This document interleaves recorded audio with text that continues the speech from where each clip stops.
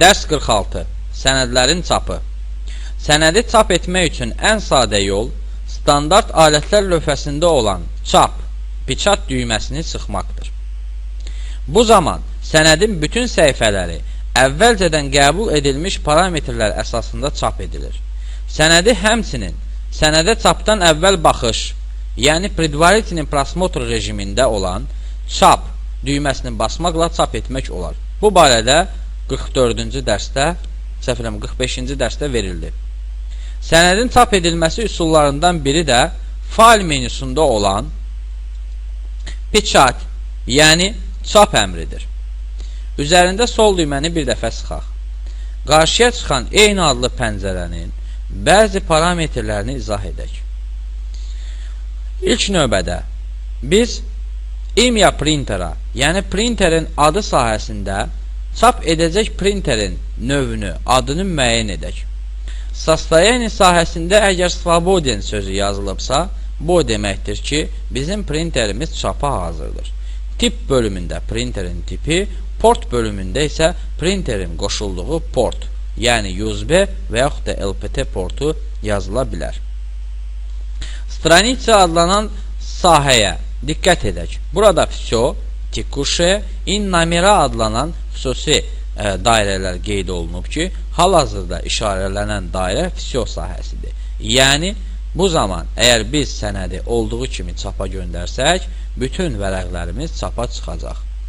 Tekushaya sahəsi seçilibsə, bu onu göstərir ki, kursorun aktiv olduğu vərəq çapa çıxacaq. Namera adlanan sahə qeyd olunubsa, bu zaman istifadəçidən konkret nömrəli vərəqin çap olunmasını təklif edir. Buradakı bəzi incəliklərə diqqət edirək. Əgər biz konkret diapazonu çap etmək istəyiriksə, məsəl üçün 1-5 yazmışıqsa, bu o deməkdir ki, 1-dən 5-ə qədər vərəqlərimiz çap olunacaq. Əgər biz 1,3,5 və 7 yazmışıqsa, bu zaman tək səhifələr çap ediləcək. Və yaxud da əgər biz cüt rəqəmlər, yəni 2,4,6 yazmışıqsa, bu zaman cüt vərəqlərimizin çapı həyata keçiriləcək. Həmçinin bu problemin izahı elə выведите номер или диапазон страниц разделительными запятаями, например, 1, 3, 5 и 12 sözlər burada qeyd olunub. Rus dilini bilən şəxslər bu nümunə sahəsini oxumaqla konkret nömrə işarələnibsə, nəyin daxil edilməsini başa düşəcəklər. Çislo kopi, yəni nüsxələrin sayı sahəsində çap etdiyimiz vərəqin neçə nüsxədə çıxmasını istəyiriksə, bu zaman burada göstərilir. Məsəl üçün, birinci vərəqdən 5 nüsxə çap olunsun. Yuxarı ox düyməsini sıxmaqla biz sayı artıra bilirik. Bu onu göstərir ki, birinci vərəqdən 5 nüsxə çap olunacaq. Razabrat pakopyam adlanan sahə ona görə işarələnir ki, çıxmış vərəqlərin nüsxələri necə çap olunsun. Məsəl üçün, biz nümunə olaraq 1 rəqəmini yazdıq və çislo kopya sahəsində 5 göstərdik. Bu onu göstərir ki, konkret olaraq, məsələn, burada əgər biz diapazon qeyd edəriksə, deyək ki, 1-3 yazdıq. Bu onu göstərirsə, 1-dən 3-ə qədər diapazon əvvəlcə 5 nüsxə ilə çıxacaq, sonra isə digər 5 nüsxə çıxacaq. Əgər buradan razobrat pakopyam sahəsindən qalçıqanı yığışdırmışıqsa, bu onu göstərir ki, birinci vərəqdən 5 nüsxə, ikinci vərəqdən 5 nüsxə, üçüncü vərəqdən 5 nüsxə çıxacaq. Yəni, bu ümumi prosedur qaydalarıdır. Maştab adlanan sahə vərəqin miqyasını müəyyən edir, çap zamanı. Əgər burada adına stranitsa, çislo stranit na lista seçilibsə, bu o deməkdir ki, bir vərəqdə bir vərəqin informasiyası vurulacaq.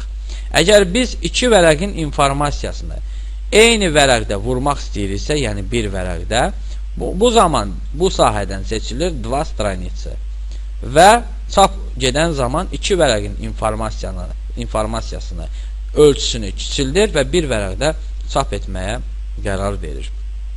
Parametre adlanan düymə birbaşa səhifənin parametrləri və eləcə də çap parametrlərini dəyişməyə imkan verir. Bu bölüm hər printerin növündən asılı olaraq bilavasitə dəyişilə bilir. Svojstva bölümü birbaşa printerin, yenə deyirəm, tərkibi pəncərəsinə keçir. Sizin printeriniz digər modeldədirsə, svojstva bölümündə olan səhifələrin sayı təxminən dəyişəcək. Parazmer straniцы tekushey onu göstərir ki, cari vərəqə hansı sahələr müəyyən etmisənsə, o ölçüdə çap olunsun. Yəni, o ölçüləri nəzərə almaqla çap olunsun. Yəni, cari ölçüləri nəzərə al və çap et. Bizim vərəqimizin nümunəsində biz 1 cm solu, 1 cm sağı, 1 cm yuxarı və 1 cm aşağını seçmişik. Bu o deməkdir ki, OK düyməsini sıxan kimi bizim vərəqlərimiz cari ölçülərdə çap olunacaq. Əlbəttə, biz bunları digər ölçülərdə seçə bilərik. Konkret olaraq, məsəl üçün, A4 ölçüsünü seçsək və OK düyməsini sıxsaq, bu zaman o, birbaşa A4 vərəqinə tətbiq olmuş ölçülər sırasında çapa gedəcək.